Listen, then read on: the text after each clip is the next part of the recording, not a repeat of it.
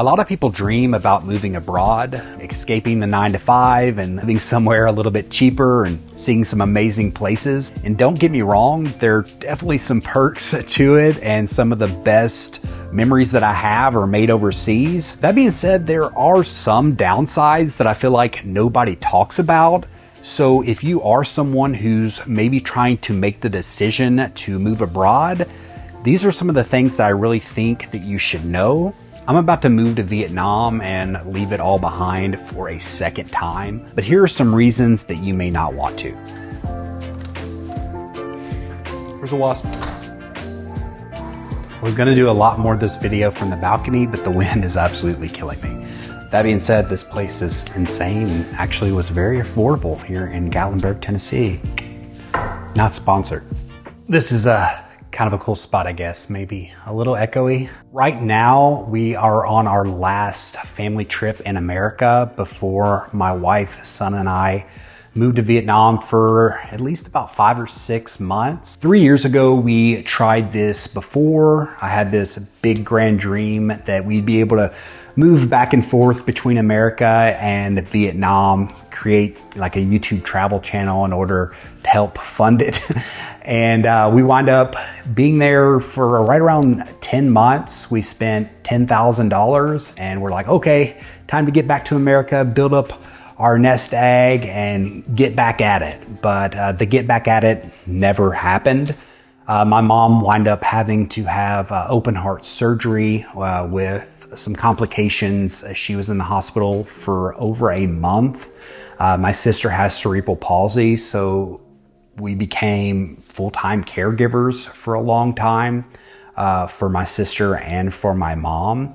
So honestly, I thought this dream was dead, but now my mom's health is way better, so we're gonna try to give this thing another shot. But we're going in knowing that there's quite a bit of trade-offs, and I think that's something that maybe you wanna know as well if you're thinking about moving abroad.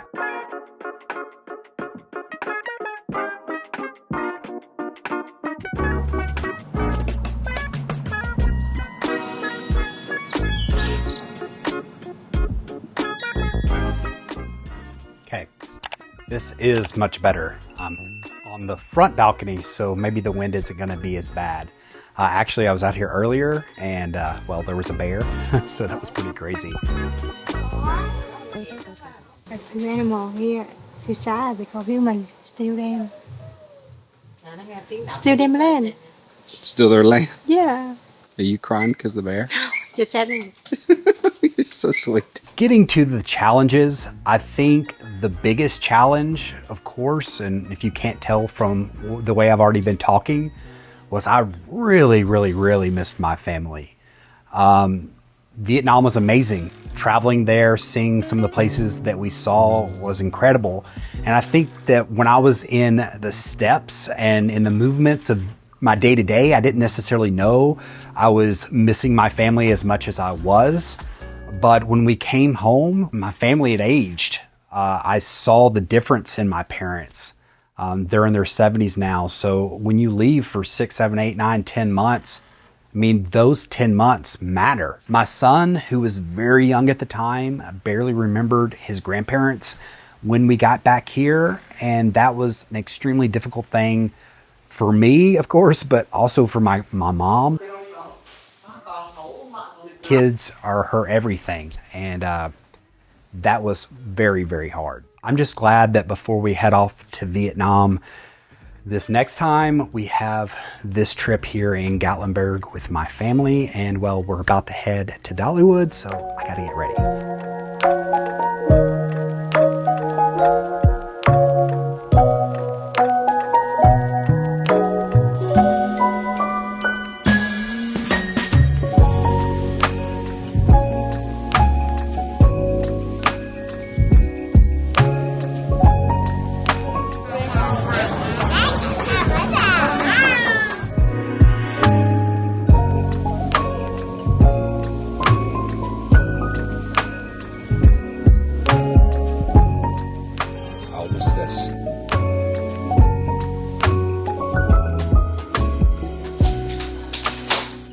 So I'm on the downstairs balcony here. This place is nuts. It has like its own pool. It has a freaking movie theater room. Still not sponsored. But I've been afraid to be on like the middle level balcony because it wraps all the way around and, you know, bears. Next big challenge of moving abroad for us was financially. I know that $10,000 doesn't necessarily seem like a lot of money considering we were there for 10 months, but $10,000, well, to me, is more money, but it's not just that. It was not working for 10 months as well. So that was just a big, huge chunk. And we tried to limit, you know, how much bills that we still had back in America. But at the time we were still paying off our car. So we had that. There was, you know, some other stuff you just have, Netflix and all the different things that you don't think costs that much money, but it starts to cost more money when you do not actually have an income. And the financial setback leads me to the next big challenge that we faced, and probably you'll face as well if you try to go do something like this.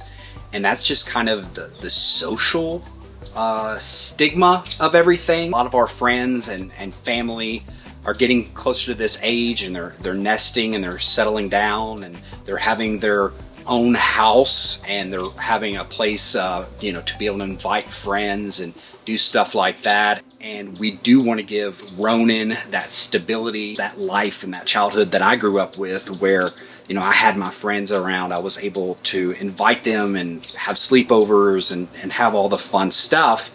But we're also split between doing that and giving him a life full of multiple cultures. So we would like to be able to have both. And we hope that one day the finances will come along with it. But hopefully the memories that we're making is going to be worth it either way. But think for yourself, there might be some social hits. Your friends may think that you're crazy for going and just, you know, leaving it all behind for a little while. This is going to be part of the choice that you're making. But we are about to go in town. There's like a glass bridge that is supposed to be really cool to see. And last time we were on a glass thing in Vietnam, my wife was freaking out. Are you okay? I'm scared. You were making fun of me. You said you're not scared of heights. Honey, It was funny. She was making fun of me. are you ready? Go to? You ready? Yeah, we'll see. And then she is the one who had a problem. So we'll see if she does any better this time. Really?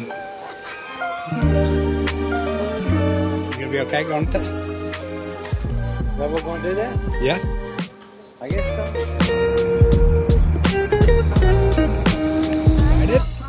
Excited? It's a possibility. I mean, no, we would never.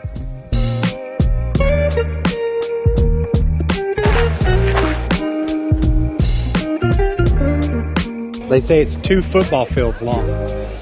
What that thing? This bridge. Kasa, you ready to redeem yourself?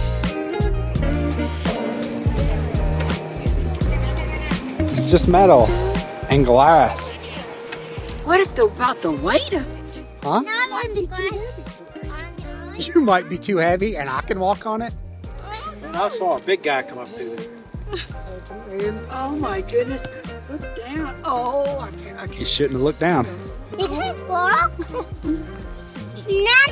my goodness. Hey, you can see down here if you like look really in the crack right here. Oh, look. It is one. Okay. Okay. Oh, okay. Gotta keep moving. Not too scary. Was it Just scary? a little bit. Yeah. Not scary. Because it wasn't too far. Yes. Oh. I think what we've learned is, well, there's always going to be a sacrifice no matter which way you go about it. If you decide to stay, then, well, you maybe will always wonder what if and think about the adventures that you didn't have.